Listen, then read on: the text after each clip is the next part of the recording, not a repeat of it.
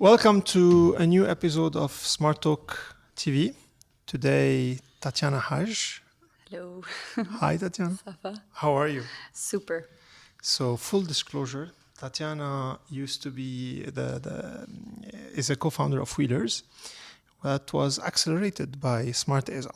So, we've known each other for a while. Yep. I followed the startup a little bit, but now the company is growing a lot. I'm not going to say has grown. Let's keep it as a real startup. It's in the process. Wheelers. Yep. Tell me what's Wheelers. So I'm going to start with what we're solving exactly. The problem is... Oh, you learned too much from an accelerator. You start with a problem. Right. So the problem is nowadays for consumers that when you're on the road and you see a whole bunch of billboards promoting car offers or whatever, most of them are marketing stunts. And when you end up in the showroom and you actually know what the offer is about, you're like, shh, it's not even close to what I was, I thought. Toot. Yeah. So eventually what we're trying to establish is transparency in the car market in a way that you have one place you can go to, check all the showrooms of all new car dealers in Lebanon, every single brand you would imagine. You have the full space to compare cars side by side, decide on which one is better for you in terms of options and price, and even according to your personality. So let's say you care about technology more than you care about the styling of the vehicle. We also push recommendations. So other than that part, we also go through the whole process with the buyer from the day they inquire on the website, they book a test drive or whatever, until they end up their journey. So it's like a one-on-one consultancy for the person to make sure they're doing the right car buying decision. But Tatiana, I mean, I can get that information into many, I would say, foreign websites, into many websites in the US or in Europe. Yeah. Why do we need a local or a regional player doing that? Jihad, as you may know, specs on cars differ from a country to another. So even though you're going on foreign websites and checking these kind of information, whatever specs you get on a vehicle in the US, you're not going to get the same in Lebanon. It really depends on the market needs, requirements, whatever. So you will need eventually a local reference that's going to show you up-to-date daily prices on what's going on. And other than that, there's one thing I forgot to mention. What we're doing other than just like showing cars to people, just like listing, we're actually linking them to the right people in the car dealerships to avoid them getting fooled by salespeople. That's one thing. Second, you can do car loan simulations on the website, apply directly through the platform, and you can get a fast and free bank response. So it's a one-stop shop. So it's a one-stop shop, basically. Yep. Wheelers. When did Wheelers start? Wheelers actually started in 2012, but it wasn't really in the form that it's in now. It was too primitive when it first started. The idea was, okay, we had a show on MTV called Autofocus, and we wanted to have this reference that people can go to after they watch the show. So there weren't even prices on the website. You just had the cars and you can request the price. So it was a bit more primitive. But when we onboarded young people onto the platform, we did a lot of changes and basically transformed it to what it is now. Today Wheelers is I mean, for people looking for cars, it's rather, I don't want to say famous, but a lot of people know about Wheelers. We're going to get to the numbers because some are quite impressive for a young startup. But let's start from the beginning. Wheelers was I would say incubated by A&B Holding. Yep. So for those that don't know, that's the Bukhaters, as they say, which is, their car. They have car dealerships, and they represent certain brands. Yep. In at least in Lebanon. And now in the UAE as well. And in the UAE. Yeah. Today, first of all, as a startup incubated by a big group. Yep. How do you think this is different from, what's the good and the bad of being incubated by a big group? Yeah. I'll tell you on the startup level, and I'll tell you for me on a personal level, because I think it makes sense that way. On the startup level, I think it's really good to be backed up by a big group because you kind of feel secure somehow. And you're constantly living in the car dealership environment. So you know what's going on. You know what people are struggling with in terms of like the car shoppers that come into the showroom. You know what the salespeople are struggling with. You know what the marketing and brand managers are suffering from. So you kind of know when you want to roll out a specific feature or whatever, you kind of know There's the market you're knowledge. feeding them their meta. Exactly. So that kind of insight that we're getting is just super valuable because we're inside of the thing. But at the same time, knowing the mindsets in Lebanon and knowing that car dealerships are mainly families and they're a bit conventional still. So this kind of created problems for us at first, and they wouldn't want to like share data because they're thinking it's backed up by Abu Khatir. So eventually they kind of understood and know it's just like any other sister company under the holding. It's not biased. When we think of Wheelers, Mazda, Opel, whatever brands they have are completely aside. We think of Wheelers as an entity of its own. It's just an investment they have done. At the end of the day. Exactly, basically. So this is the good and the bad for the startup. So it did hurt business in a way. In some ways, yes. I mean, we managed to get over it, and still until today, it's something we're constantly looking on, building awareness on. It's called a stigma. Yeah, but we're getting there. That's normal. Yeah, that's very common when you come. It grows up from a big group. Exactly. The good part, Jihad, is that you feel like as an entrepreneur or whatever, if I were to call myself that, you feel like there's a safety net under you. I'm taking the risks, I'm taking the adventures that a normal entrepreneur would go for. But at the same time, I have this kind of security that is not really there. There's a when backer. Exactly. There's a backer. There's somebody backing you up. So that's cool. How did A&B Holding catch Tatiana? How did you start there? It was pretty random, actually. I never liked cars. It was never something I would even consider as a career. So I graduated freshly from university. I was looking for a job. So randomly somebody told me, there's a vacancy at A&B Holding. I was like, okay, let's go try. There was 3 vacancies that I would work in, I guess. And I went into the website thinking, حسب ما قالوا لي, okay, so it's a website that has all car dealerships. You're going to be working with them, and you're going to be working on the data aspect. So data accuracy, data analysis, Since my background is marketing, I thought it was pretty relevant at some point, and it makes sense career-wise. So I was like, yeah, what the heck, let's try. I got into it, and that's how it all started, actually. When we really opened up to whatever's going on around us, it was, when you're stuck in the daily work, you feel like you're in this bubble and you can't really step back and look at the big picture. But when we came to Smart Eza, it was we had this opportunity to really step out and think as an outsider. Well, that's actually when the magic started to happen. It's outside of your comfort zone type of thing. This is where we started thinking, okay, it's not only that. I think we should take that a bit further. It's not bad to open up the capital of a family business to other investors or VCs or whoever would be interested. So, Wheeler starts. How many users today in Wheelers? Now, how many unique visitors? Yes. Now, on a monthly basis, we have 100,000 unique monthly users. We are not looking to attract users for the hell of it, because at the end of the day, we don't sell everything. We're an automotive classified, so cars is all we do. For us, it's really important that we tackle the target audience that we want. We don't want anybody. We want people who are considering buying a car now or maybe in the near future. And knowing our business model, this is the direction we should be thinking in. At the end of the day, the website is monetized through leads. So we're really focusing on getting the right audience on there. And that's the number we've reached now. We're selling, بركي عم بستبق. We're selling approximately 50 cars through the platform every single month, which is great compared to any sub-dealer you would see. This is a great number.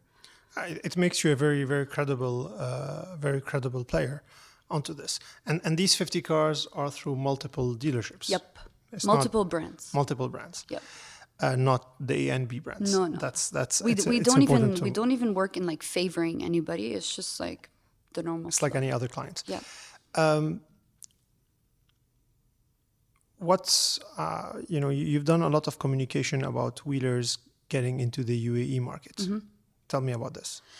So getting into the UAE market, obviously the biggest challenge, aside from the change of culture and everything else, the biggest challenge would be these type of markets are big compared to the local market. To give you an idea, in Lebanon, we sell approximately per year 35,000 new cars, whereas in the UAE, it's 200K. And it's even bigger in Saudi. So to go to these markets, you need to have big budgets. So our main concern now is to really monetize, to be able to go there. Once we've already established the marketing strategy from A to Z, the go-to-market marketing strategy on like how we're going to be tackling the different channels in a way that we're following people around on their devices with relevant messages that are rather personalized, not just like template messages that are generic to everyone. So I guess this is, and it's taking time. I know we're getting there, but it's taking a bit of time knowing, the situation. Have you raised funds? We've already, we have the round that we need to obviously finish up, but we've handled a part of it. We already have an investor for that. We still need to get another investor to match. So we have the full amount and we're ready to go. To deploy in the airport. Exactly. Now, SmarTalk, I always say this, is about lessons learned. It's about, for entrepreneurs, ecosystem player to get, to learn. Let's start from the basics. How did you get these 100,000 unique visitors every month? Actually, a lot of trial and error. Yani, the thing is, we had the space to really go crazy with it and try many different things, and something failed, so we tried something else. It's constant. You throw something out there, you check the feedback of the people, accordingly you measure, and then you rebuild, you refix. So, and through the years, this is what we've been trying to do. Hala, we're obviously still promoting on TV because, it attracts the mass. It's good to have it. But we're really focusing in terms of marketing online. Because at the end of the day, you want call to action, right? And what better place to do that than the internet, What do you find as a very useful tool in the Arab world, or at least in Lebanon, digitally, to really get customers? Hala, Jihad, I can talk to you on a personal experience from Wheelers. Might be not too relevant for other businesses, but for us, a really great source has been, I'm talking in terms of cost versus return. Facebook has been really good, honestly. It's not too costly. It's fine.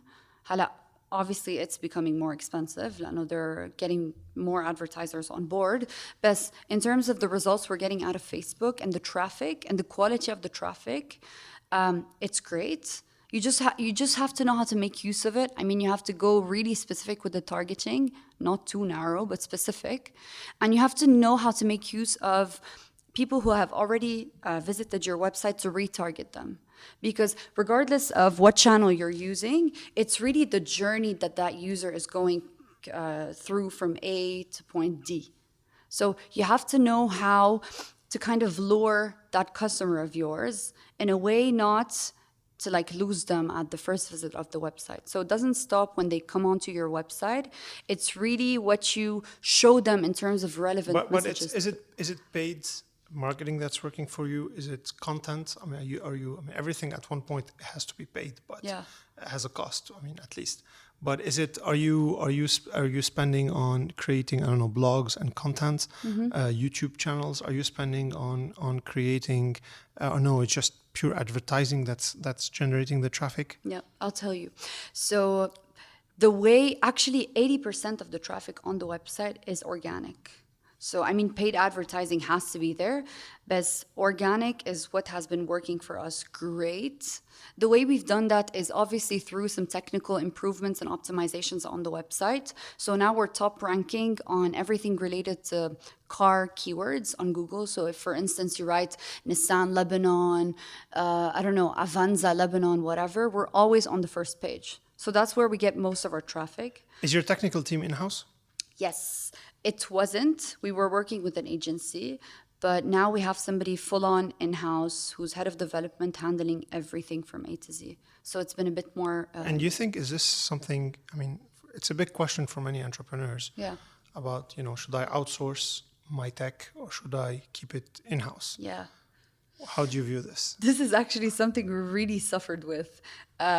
First, when we first started off, we had one person that's a freelancer that was handling everything related to development on the website. And one day that guy got a really good job in some other multinational company and he decided to shift. So with that shift, everything just went to hell. It was crazy, like the handover wasn't done correctly, knowing that the guy needed to move very quickly. And for us, it was dramatic because you think that you're safe and everything's going great and the flow's awesome. And then all of a sudden you're like, damn, what the heck did I do? I linked everything to that one person. So freelancers, I would say as a start, just so you can have your MVP, let's say, makes sense. But after that, you have got to move because unless you're giving them incentive, equity, something to keep them, sure. We also tried working with an agency. It was great, but obviously the pace and the efficiency of development roadmap and work. It's a reaction. It's way better when you have it in-house. Way better, of course. Did you have difficulty in finding the right technical skills? It's a common complaint we see in the ecosystem in Lebanon. In the developer, you mean? Actually, we were pretty lucky because the company we were working with for development, they were going through some internal changes and restructuring. So that one person that was handling the project within their agency, we kind of stole him off. So we didn't have a problem there. He already knew the product. He was great. And hiring new talents for development, I guess that's going to be challenging. I guess. But I don't think it's a big deal. Thank you for these insights. What do you think, in your perspective, handling that business on a daily basis, are the major pain points you've been suffering? And I don't mean pain points in terms of problems. I really mean in terms of what do you think are the hurdles you have to face continuously, or you feel other entrepreneurs might face, and how are you handling them? I would say mood swings. I'll tell you why. Because obviously, when you're working, there's a lot of ups and downs. It's very normal. But in a startup, if a person's looking for a stable environment where they know every single day, I come into the office, I have this that I have to do, and that's it. If you're that type of person, it doesn't really work. Because you're always having these ad hoc requests or things you need to take care of. It's a bit unstable. One day you're like, okay, I'm doing awesome. I'm great. I'm so happy with myself. And one other day you're like, oh my God, I suck. So that kind of like there's really no stable continuity, and you need to be able to like handle that. I think for me that's the biggest challenge. I'm not gonna go and talk about how bad the country is and so on, because if we're still gonna think that way, we're never gonna do anything. But it's a human challenge. At the end of the day, it's about how humans. But then it's something out of your control. I wouldn't like to think of the obstacles that are out of my control. I would like to think of the obstacles that I really can tackle and do something with. That's the right attitude. Yeah. So I guess For me and for us in the team, that's been the biggest challenge. And also getting the investment. I mean, oh my God.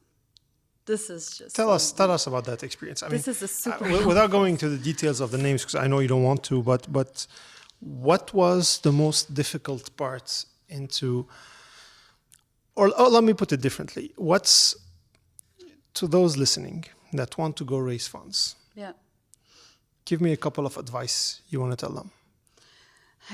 You know what, Jihad? Take a Xanax to start the process. I'm not really in a position to give advice because I'm supposed to give myself some advice here. But no, but from what you've seen, I mean, on a serious note, it's about like what have you seen as the problem? Let me give you a typical one we always get is, well, the time it takes. A lot of people think it will go much faster, and they don't plan the cash flow that way, and they end up going into hitting a wall. It does damage. It does damage. Look. Every single time I stepped out of a meeting with an investor, I was like, damn, it's going to come. Yay, super pumped, super hyped. And then afterwards, okay, it takes time. These type of things kind of take time. So you have to learn to be patient. It's eventually going to come. But I would say, I hate to say this, but we tried public money, so Circular 331, and we also tried private money, and it was way faster with private money. It's understandable, I mean, knowing what's going on. So that would be one of my advice, I guess. Other than that, patience, basically, and follow up. Because in Lebanon, we have egos as big as the world, and even entrepreneurs, even though they're passionate about the product and everything, sometimes you just try, you hit an email, you call an investor, whatever, you meet with them, and then you're like too shy to like come back and talk to them, or you're too egocentric about it. So what I have to say is, do your follow-up properly. Get in there and just like keep doing your follow-up, keep talking to them until you get somewhere. There's a level of arrogance that needs to have to raise money. That's for sure. Yeah. A little bird told me Tatiana Hage is a very good pitcher. Pitches very well, Wheelers. I don't know if we call that pitcher, whatever. I think a pitcher is... Yeah, exactly. I'm thinking about something else. But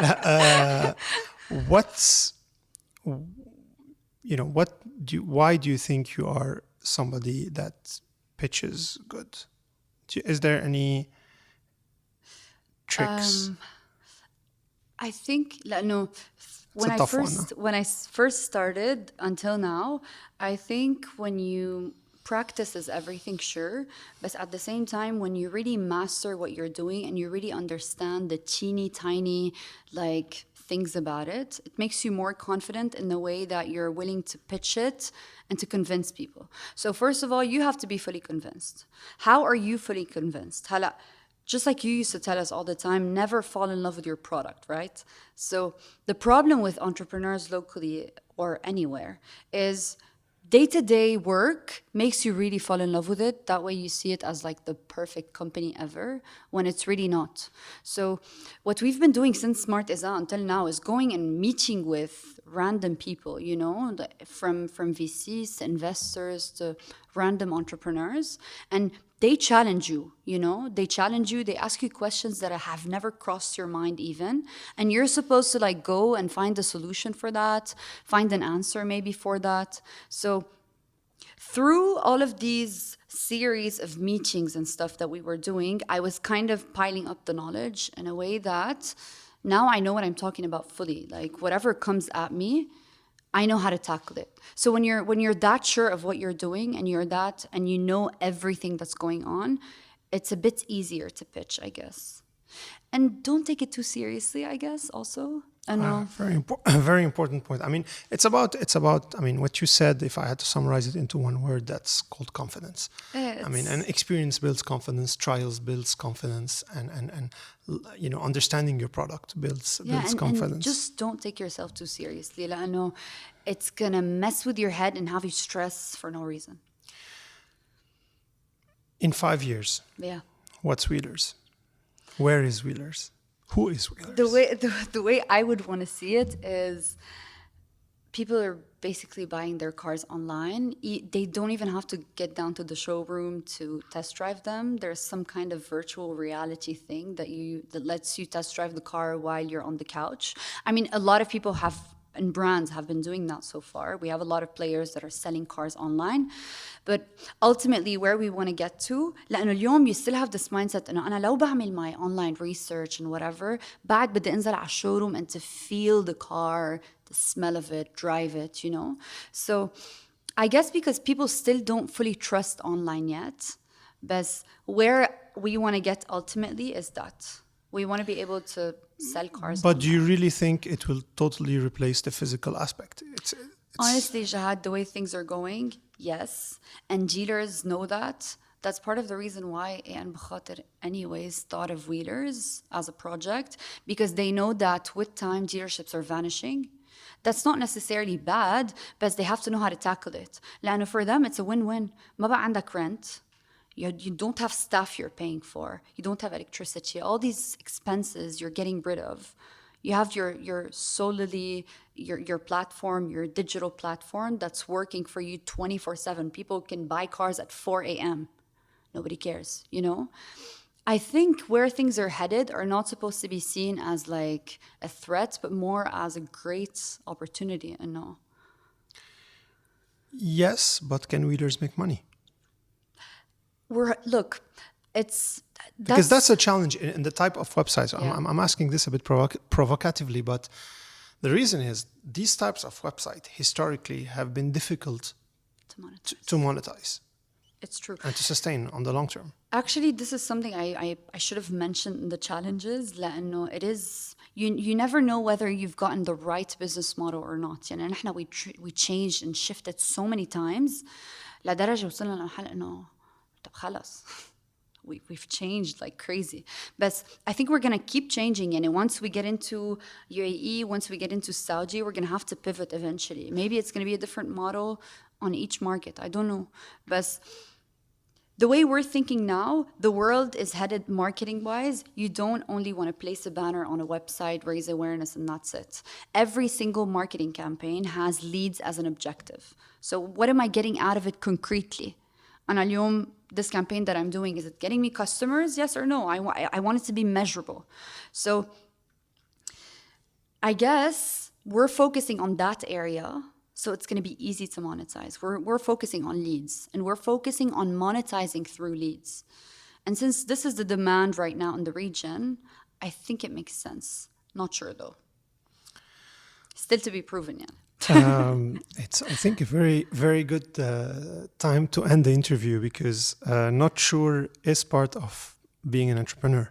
At the end of the day, we're never sure. And if we had to wait to be 100% sure, we wouldn't do anything. Okay. And there would be no entrepreneurships. Tatiana, good luck with Wheelers. Thank you so much. I wish you all the best. Thanks. And thank you for watching.